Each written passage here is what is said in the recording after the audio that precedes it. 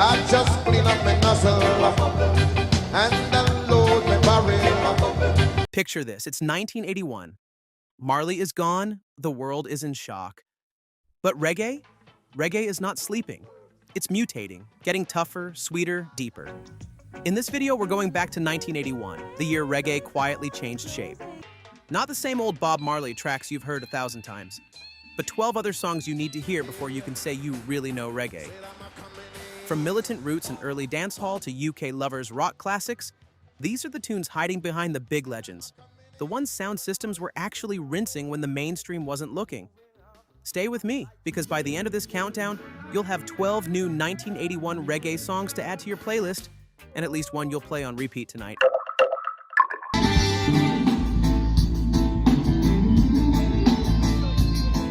I still remember the first time that rhythm hit me. No big vocals, no sing-along chorus, just drums, horns, and attitude. Someone had thrown on this new Taxi 12-inch at a late-night street dance. You know the scene.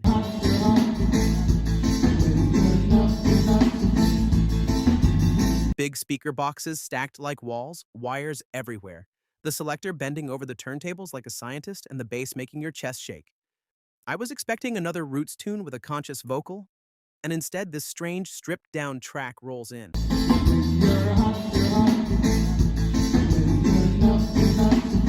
It starts simple.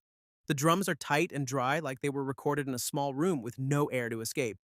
Sly Dunbar's playing isn't flashy. It's about discipline.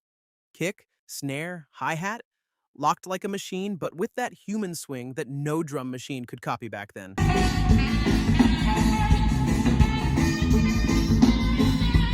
Then the horns slide in, not sweet, not sentimental, but sharp and brassy, like somebody shouting from a rooftop. At first I thought, where's the singer? Back then, reggae for me meant voices.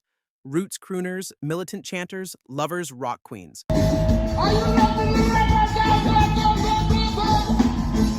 But this tune didn't care about any of that. It was like the rhythm section finally stepped out of the shadows and said, "We are the star now." The crowd reacted in a different way, too. Nobody was belting out lyrics because there weren't any.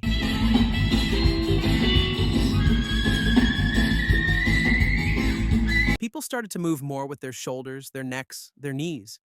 You could feel everyone listening closer to the details. That little hi-hat accent, the way the horns would stab on the offbeat, the bass line ducking in and out.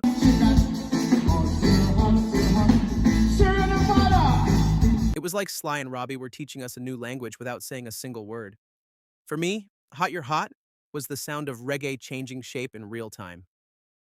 The 1970s had been full of heavy roots anthems, big messages, big personalities. But this 1981 cut showed another side. Minimalist, experimental, almost like a dub track that decided to stand on its own feet.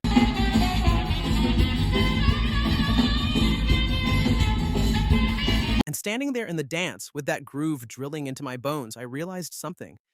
If the drums and bass are this powerful, this hypnotic on their own, then reggae has no limits. It doesn't always need a frontman or a catchy hook. Sometimes the rhythm is the story. That night, Hot You're Hot didn't just play in the background. It rewired how I listened to reggae. It made me hear every snare hit.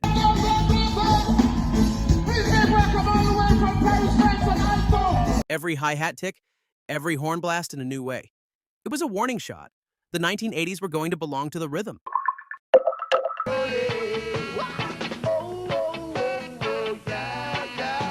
If Hot You're Hot was the sound of the rhythm taking over, Dole Age was the sound of the streets talking back. I wasn't in Jamaica when I first heard it. I was in Britain, where reggae had taken on a different flavor. Colder air, smaller streets, but just as much fire.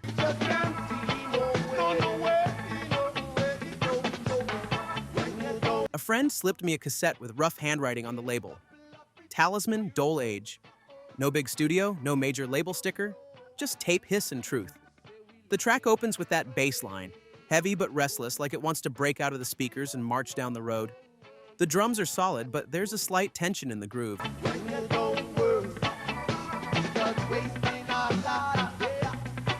It doesn't feel laid back. It feels like a band living through something and pressing it straight onto vinyl. Then the lyrics come in, and suddenly the title makes sense. Dole Age, The age of unemployment. The age of lining up for government money because there are no jobs.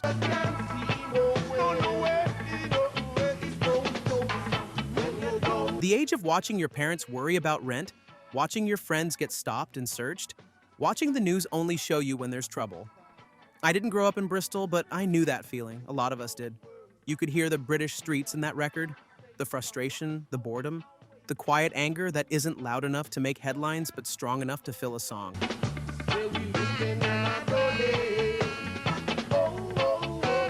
What made Dole Age hit so hard was the mix of worlds.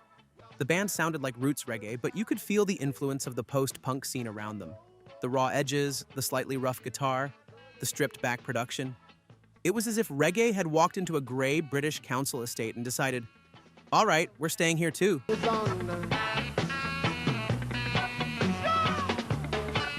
When I played it for friends, some of them laughed at the rough sound quality at first. It didn't shine like a big studio record. But then the chorus stuck. The story stuck. Soon they were rewinding the tape, listening again, catching small lines they had missed. Dole Age proved something important.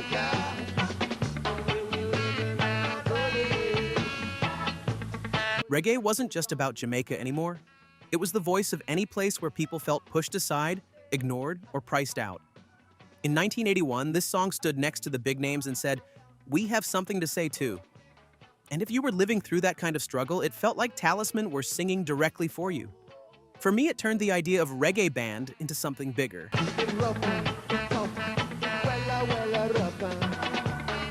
Not just island music, not just sunshine and ganja smoke, but a global working-class soundtrack. A Bristol band, small label. Big message in a bass line that still sounds like Resistance. In the cold, I'd sacrifice my everything to make. Not every important reggae song makes you clench your fist. Some of them make you close your eyes. I heard Will It Last Forever at a house party, not a dance hall. The kind of party where the living room becomes the dance floor, the curtains are half shut, and there's foil over the lamps to make the light softer. Sacrifice my everything to make this love a perfect one. The selector wasn't a big sound system operator, just a cousin with a decent record collection and a love of slow tunes. He dropped the needle and Barbara Jones' voice floated out like a warm breeze. No shouting, no drama, just that question hanging gently in the air.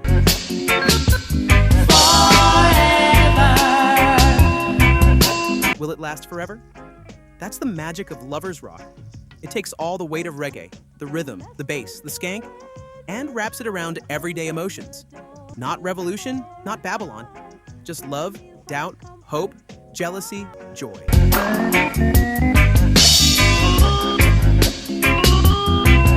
Things everybody understands, whether they grew up in Kingston or London or Lagos. In 1981, a lot of us were dealing with real pressure. Money problems, police harassment, racism, unemployment. Lovers rock like Will It Last Forever gave us a break without pretending those problems weren't there.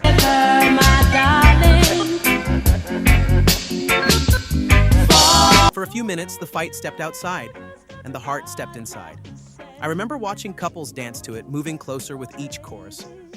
The record crackled a bit, the sound wasn't crystal clear, but Barbara's voice cut through with this honest, almost fragile tone. She didn't sound like a diva. She sounded like a real woman lying awake at night, staring at the ceiling, wondering if the love she has now is going to still be there in 5 years.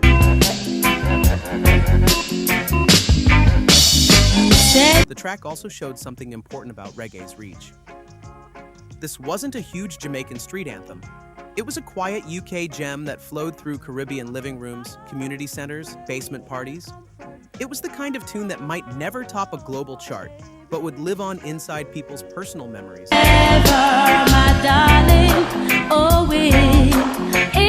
Listening to Will It Last Forever, I realized reggae could be as soft as soul and as intimate as R&B, without losing its roots. The drum pattern still skanked, the bass still rolled, but the focus was on emotion, not revolution. And for people like me who had grown up with roots and culture tunes, this side of reggae, the side that gave you a soundtrack for falling in love, for slow dancing, for quietly asking big questions, it was just as important. Will it change with time?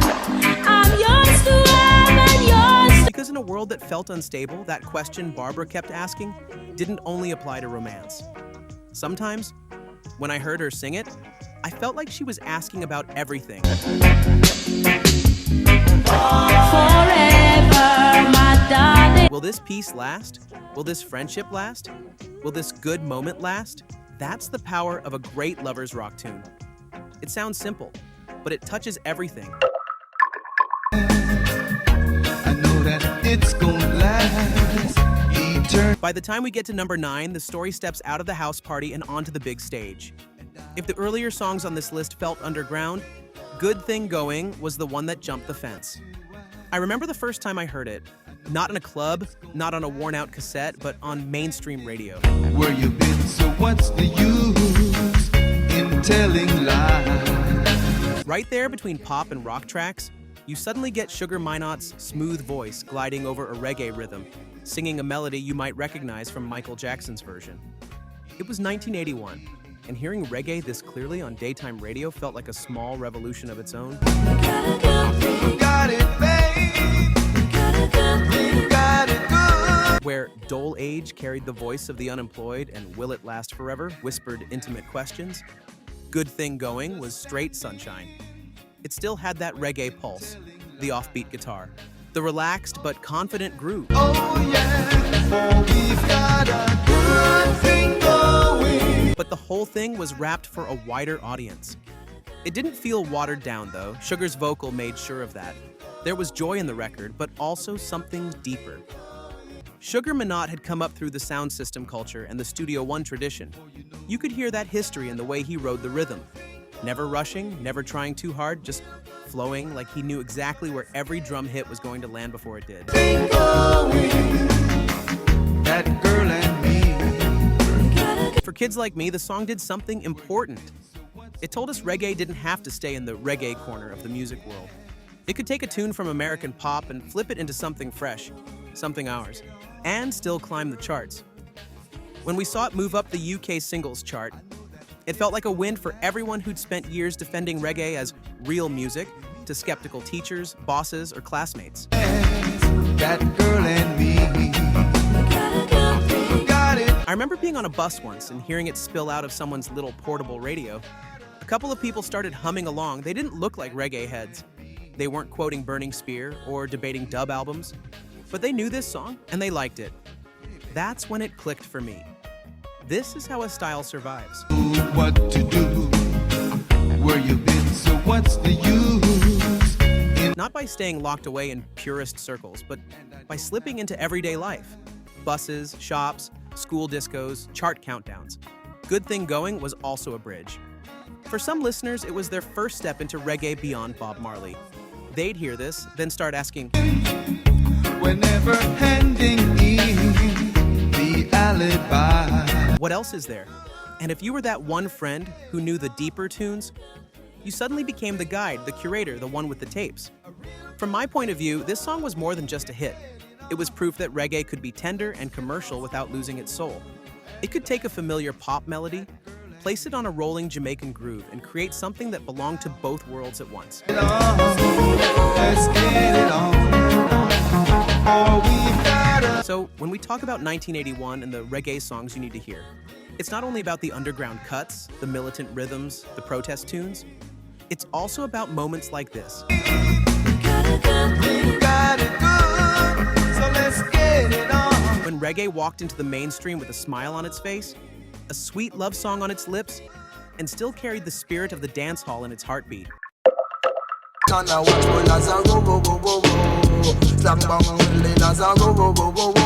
The first time I heard How the West Was Won, it felt like reggae had kicked down a door and walked into a new room. We were at a small dance, not one of the big famous sound systems, but a local thing. String of colored lights, boxes piled high, wires everywhere. The selector was running some heavy Roots Radix rhythms.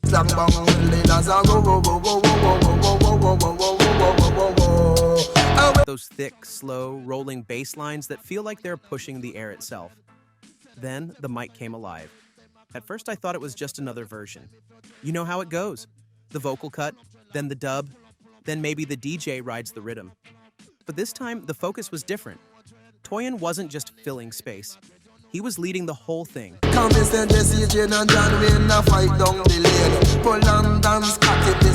His voice came in, lazy but sharp, floating over the rhythm. He wasn't singing, he was talking, chanting, teasing the crowd, spinning little stories about the West and who really wins and loses. It felt playful, but there was edge in there too. He made you laugh, but he also made you listen.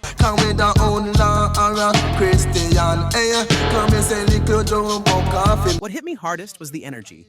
Early dancehall wasn't about big choirs or polished harmonies. It was about that live feeling, like the record itself wanted to jump off the turntable and grab the mic. The Roots Radix laid down that tough, no-nonsense rhythm, and Toyin surfed on top of it like he owned the night. Around me, you could see the shift.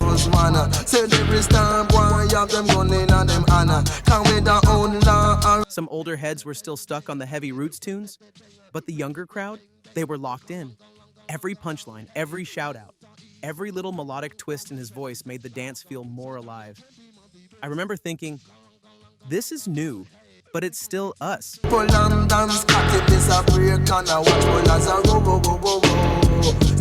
It didn't sound like the big 70s anthems we grew up on. There weren't big choirs singing about Zion, no longhorn sections. Instead, it felt like the rough, real voice of the streets.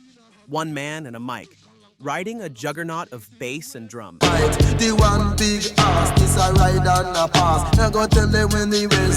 the West was won taught me what early dancehall really was. Not just faster reggae, not just more slackness or party talk, but a culture where the DJ became the storyteller, the comedian, the commentator. Toyin made the rhythm his stage. And even if you were just standing at the back of the dance, half in the shadows, you felt included in the show. For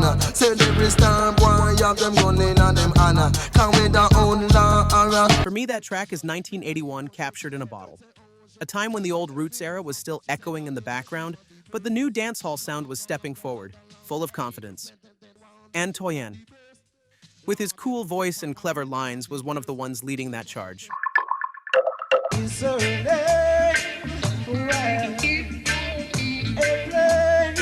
If Toyin showed me where reggae was going, Aswad's Back to Africa reminded me where it came from. The first time I heard the showcase version, it wasn't on a big Jamaican sound. It was in a London community center, small room, big speakers, and a mix of elders and youth all crammed together, sharing heat and history.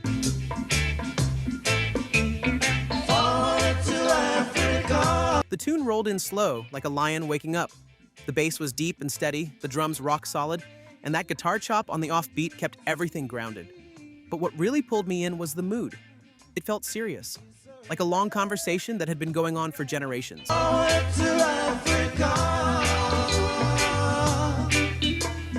Back to Africa wasn't just a slogan. In that room, it was a memory and a dream mixed together. For some of the older people, Africa was the land they'd been told to forget or be ashamed of. For some of the younger ones, born in Britain, Africa was something they'd never seen, only heard about in stories, speeches, and songs.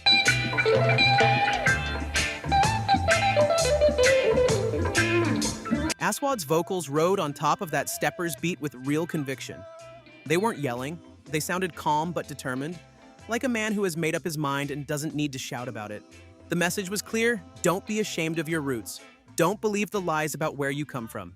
Back to Africa didn't always mean a plane ticket.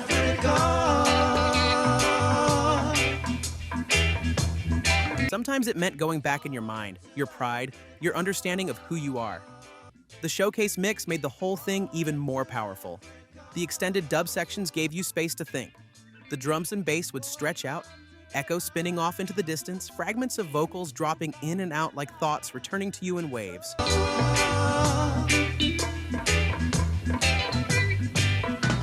I remember standing near the wall, feeling the bass vibrate through my back, watching people nod slowly with their eyes closed.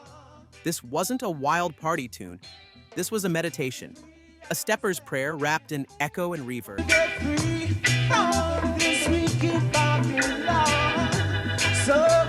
For me, Back to Africa marked a key moment in UK reggae. It proved that British bands could stand shoulder to shoulder with Jamaican giants, not by copying them, but by bringing their own reality into the music. Aswad sounded like London and Kingston at the same time. Concrete and sunshine, rain and red, gold and green.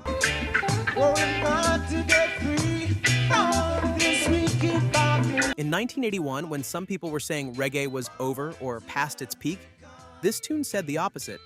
It said the spirit was still alive, marching forward step by step, drum by drum. Find yourself a shelter in the stand. When Barrington Levy's voice hit a sound system, you didn't need anyone to tell you who it was. You just knew. I first heard Run Come Ya in the most natural place, out in the open, at an outdoor dance where the air was thick with smoke, sweat, and anticipation. The kind of night where kids leaned over fences just to catch a bit of the sound, and older folks pretended they were only passing by but then stayed for 3 or 4 tunes. Some grabber, some killing and gone. Run, come here, man. Run, come. The rhythm dropped first, that classic early 80s feel, a bit raw, a bit dark, with the bass line walking steadily under everything. Then Barrington's voice came in, strong but youthful, clear but rough around the edges in just the right way. He didn't sound like he was trying to impress anyone. He sounded like someone who just was gifted. Run, come here, man. What a wicked man I can. Like the melody came naturally to him the way breathing comes naturally to the rest of us.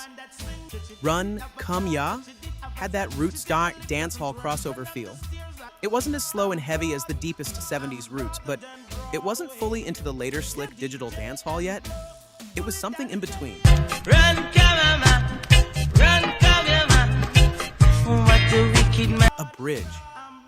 The rhythm carried a seriousness, and Barrington's style gave it this wild, free, almost dangerous edge.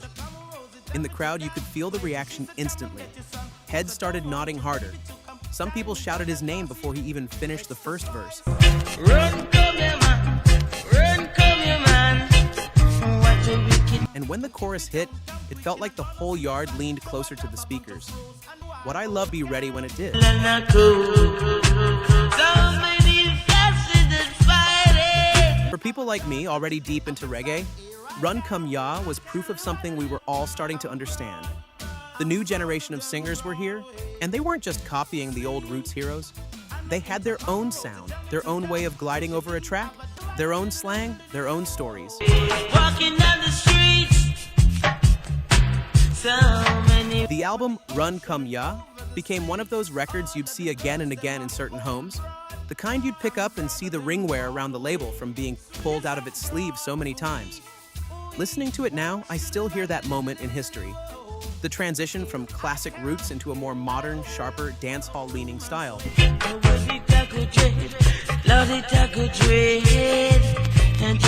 And right in the middle of that change stands Barrington Levy, calling out over the rhythm, telling you to run come ya and see what this new era is about.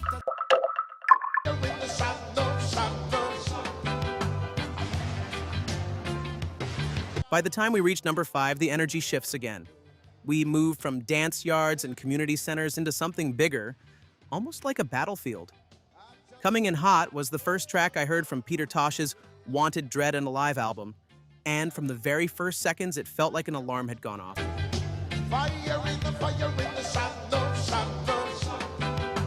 The drums hit hard. The guitar chops slice through the mix. The bass doesn't just support the rhythm. It charges forward like a soldier. And then Tosh's voice comes in. Tough, serious, full of warning. Hearing it in 1981, you could tell this wasn't just another roots song. This was revolutionary music updated for a new decade.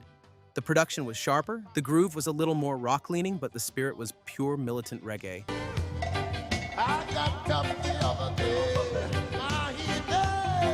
I remember a friend playing it for me on a big sound system at a beach lime. There were people chilling, some just wanting mellow tunes, but when Coming In Hot began, everything tightened. The track didn't ask for your attention, it took it. Tosh always had that presence. Bob was the global face, Bunny was the mystic, but Peter was the warrior.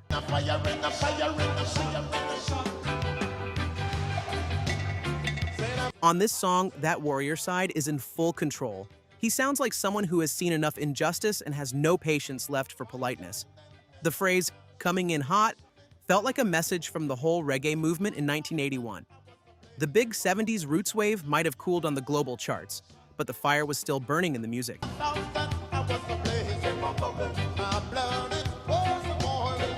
Tosh was telling us, don't relax, don't get comfortable. The struggle continues, and the ones who fight for truth and rights are still wanted, dread, and alive. What struck me personally was how the song mixed aggression with control.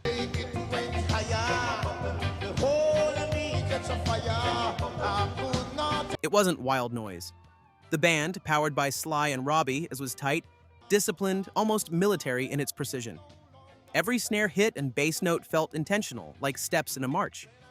Listening to Coming In Hot, I felt both scared and energized.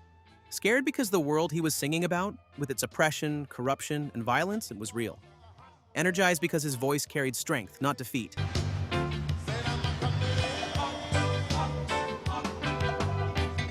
It felt like a call to wake up, stand firm, and not let fear win. For a lot of us, Tosh's songs weren't just nice tracks. They were like news bulletins from a front line we didn't always see. And in 1981, Coming In Hot sounded like a fresh report. The battle for justice is still raging, and the music is still one of our strongest weapons.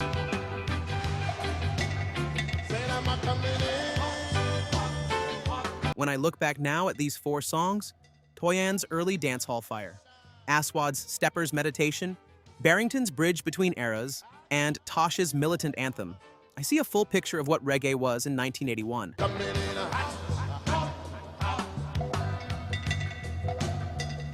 Not one sound, not one mood, but a whole universe.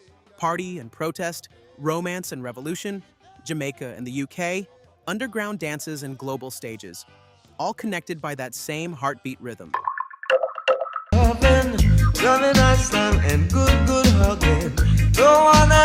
By the time we reach number 4, the story of 1981 reggae moves from the militant dance in the street corner into somewhere softer and more private.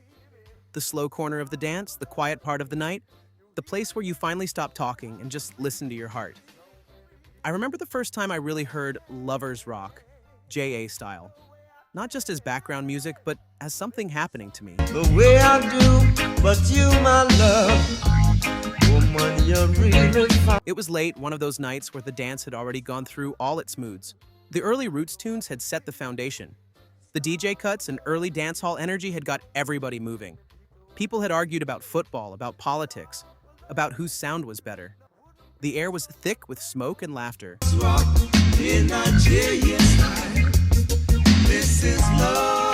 Then the selector cooled things down and dropped this long, rolling tune. Freddie McGregor's voice came in like warm water after a long day. Calm, confident, but full of feeling. He didn't sound rushed. He didn't sound like he was trying to show off. No one else could make me feel the way I do, but you, my love. He sounded like a man who had been singing his whole life and had finally found the exact sweet spot between strength and tenderness. The groove was pure Jamaica, not the smoother London lovers rock, but something earthier. The bass line was steady and unhurried.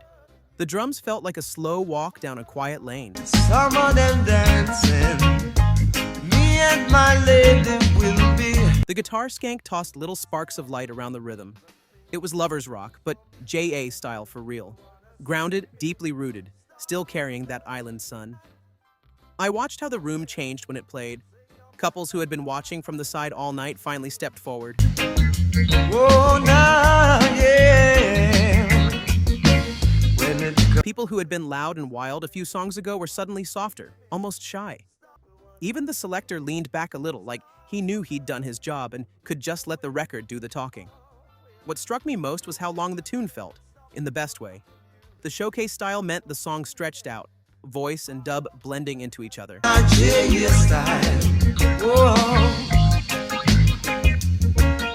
You'd get the full vocal, then echoes and fragments, then little snatches of Freddie's lines drifting through the mix like memories. It gave you time to think, time to feel. In those minutes, the outside world, bills, police, stress, arguments, faded. The only thing that mattered was the person you were standing next to and the way Freddie's voice wrapped itself around you both. Tonight this is lovers rock in a J.A. style. For me, lovers rock, J.A. style, proved something important about reggae in 1981. It showed that even as dancehall was rising and the sound was getting rougher and more electronic, there was still a place for pure romance, for long, slow, beautiful tunes made to be shared between two people. Loving nice time and good hugging. No one else could make me feel. It wasn't soft in a weak way. It was soft in a strong way, like someone brave enough to say, love matters too. Every time I hear it now, I go right back to that dance. Us rock in a J style. Whoa, yeah. Low lights, slow sway, bass in the floorboards. And Freddie somewhere in the middle of it all, sounding like the voice of love itself, Jamaican style.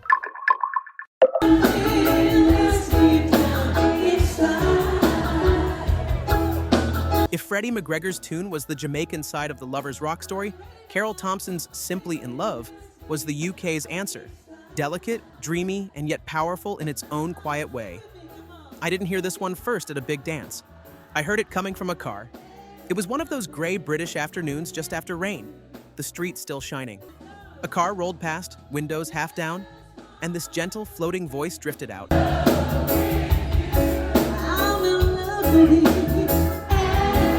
I caught only a few lines, but it was enough to make me stop walking and turn my head. Later, a friend played me the full track from the album Hopelessly in Love, and everything clicked. Carol's voice didn't sound like the hard roots singers or the big-voiced soul queens. She sounded normal in the best way, like the girl from down the road who turned her diary into melodies.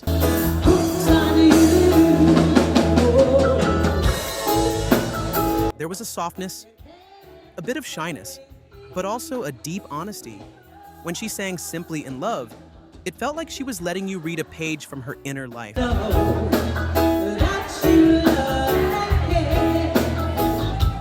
The rhythm was pure lovers rock, gentle, mid-tempo, with a bass line that didn't try to overpower you, but still gave your body something to sway to. The guitar was sweet and shimmering.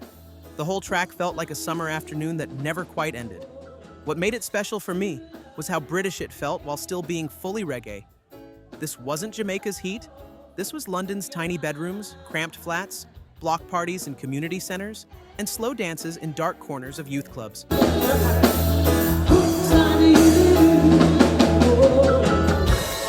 This was second-generation kids born in Britain, using reggae to tell their stories. Stories of crushes and breakups and long bus rides, where you spend the whole journey thinking about one person.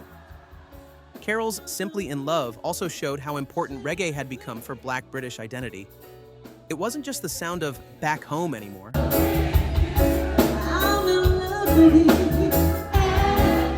It was the sound of here and now, of young women and men trying to find themselves in a country that didn't always treat them like they belonged. Listening to it, I remember feeling how big and small it was at the same time. Big because it was on every Lovers Rock tape, every slow jam selection, every special mix someone made for the person they were courting. Small because it was so intimate, like a whispered secret.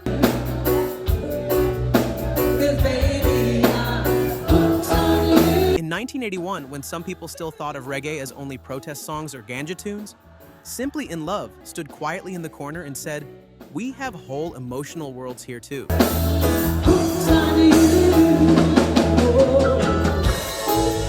We fall in love, we overthink, we get nervous, we hope, we dream. And sometimes, all of that can be summed up in 3 simple words sung over a perfect, gentle rhythm. Simply in love.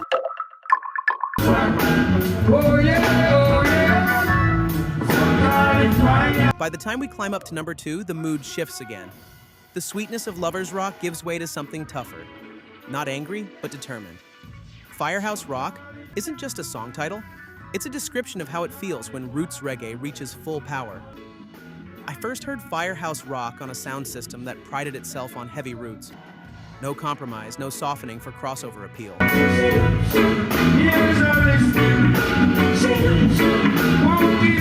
Just pure, undiluted Channel 1 thunder.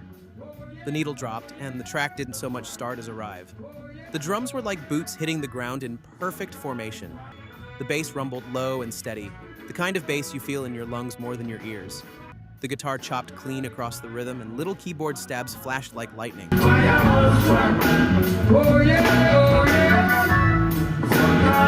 Then the Wailing Souls came in, and everything rose another level. Their harmonies were tight but rough-edged, like stone that had been shaped but not polished smooth. They weren't trying to sound pretty. They were trying to sound true.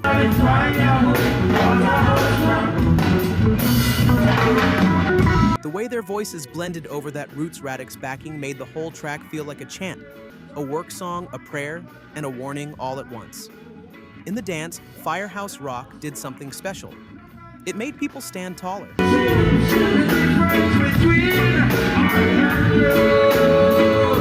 You'd see brothers who had been slouching suddenly straighten their backs. You'd see sisters who had been quietly listening start nodding with a little more force. It was like the tune reminded everyone in the room that they were stronger than the pressure surrounding them. The title itself, Firehouse Rock, painted pictures in my head.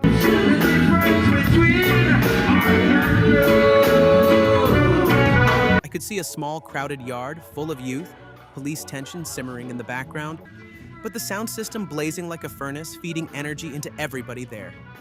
The firehouse wasn't just a building. It was anywhere the music burned through fear and doubt.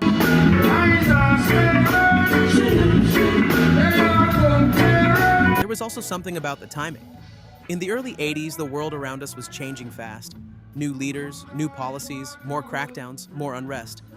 For many people, life felt like living inside a firehouse with heat and pressure coming from all directions.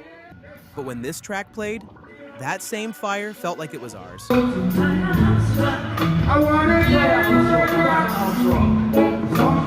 Our own strength, our own passion, our own refusal to be quietly controlled. I remember walking home after hearing it one night, the chorus still echoing in my head, and thinking, this is what Roots Reggae is about. Not just complaining, not just crying out, but standing firm together in the middle of the flames.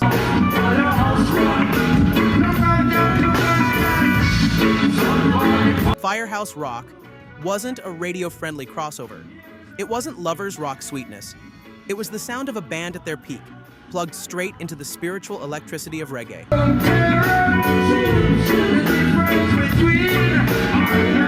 In 1981, if you wanted to understand the beating heart of Roots, you needed to stand in front of a big set of speakers and let this one hit you full force. My fingers start shaking as the day starts breaking. And then, at number 1, we reached the track that, for me, sums up the entire spirit of 1981 reggae in one dark, hypnotic, unforgettable wave. Black Uhuru's Spongy Reggae.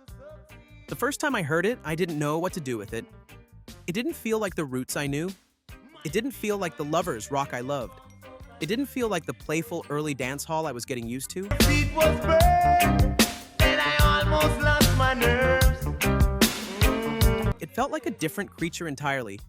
Something born from all of those styles, but twisted into a new shape by Sly and Robbie's wild imagination. The rhythm creeps in almost like a mist. The drums are sharp but spaced out, leaving room for the echoes to bounce around. The bass is thick and deep, not just a line, but a landscape. Little bits of guitar and keys float in and out like strange lights in the dark.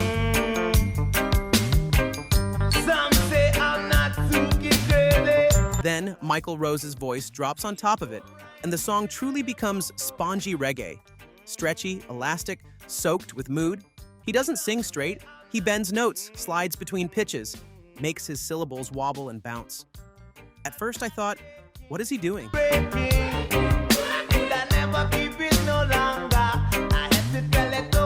But after a few listens, it became addictive. Standing in a dance when spongy reggae plays is like standing inside someone else's dream. People don't jump up and down. They move in smaller ways, shoulders rolling, head swaying, eyes half closed.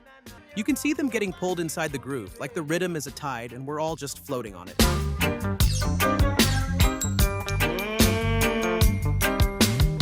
What really hit me about this track was how modern it sounded. It still does. Sly and Robbie weren't just holding on to the past. They were pushing the music forward, experimenting with space, texture, and mood. The percussion patterns, the weird little sounds tucked into the mix, the way the bass sometimes seems to fall out and then come back even heavier, it all felt futuristic, but still undeniably reggae.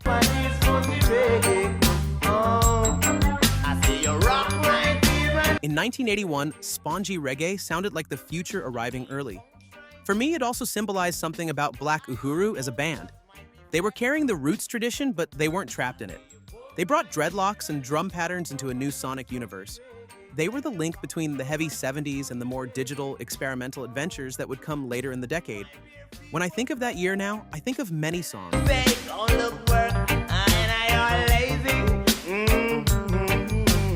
But if you asked me to play one track to show someone what reggae in 1981 felt like, the darkness, the mystery, the strength, the innovation, I'd reach for spongy reggae every time. Because in that one tune, you get the whole picture. Roots and dread, studio science and street reality, meditative calm and quiet menace, all rolled into one slow, smoldering groove.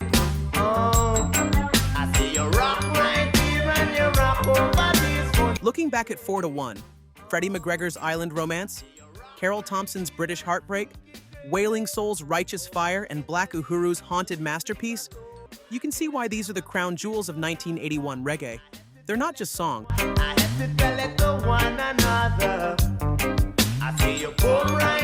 They're 4 different windows into the same year, the same culture, the same heartbeat, showing how wide, deep, and alive reggae really was when the world thought the story might be over. It wasn't over. It was just getting stranger, richer, and more beautiful. If you enjoyed this episode, then go watch this video.